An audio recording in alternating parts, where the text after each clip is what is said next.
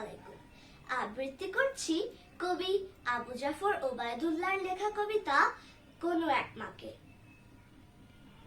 কুমড়ো ফুলে ফুলে নুয়ে পড়েছে লতাটা, সজনে ডাঁটায় ভরে গেছে গাছটা, আর আমি ডালের বড়ি শুকিয়ে রেখেছি। খোকা, তুই কবে আসবি, কবে ছুটি? চিঠিটা তার পকেটে ছিল, ছেঁড়া আর রক্তে ভেজা। মাগো, ওরা বলে সবার কথা কেড়ে নেবে, তোমার কোলে শুয়ে গল্প শুনতে দেবে না। বলো মা, তাই কি হয়?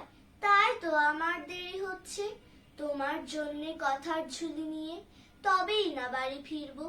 লক্ষ্মী মা, রাগ করো না, মাত্র তো আর কটা দিন। পাগল ছেলে, মা পড়ে আর হাসে। তোর উপরে রাগ করতে পারি? নারকেলের চিড়িকুটে, উড়কি ধানের মুরকি ভাজে, এটা সেটা আর কত কি। তার খোকা যে বাড়ি ফিরবে, ক্লান্ত খোকা। কুমড়ো ফুল শুকিয়ে গেছে, ঝরে পড়েছে ডাটা, পুইলতাটা নেতানো।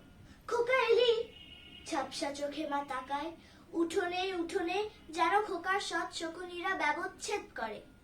এখন মার চোখে চৈত্রের রোদ পুড়িয়ে দেয় শকুনিদের।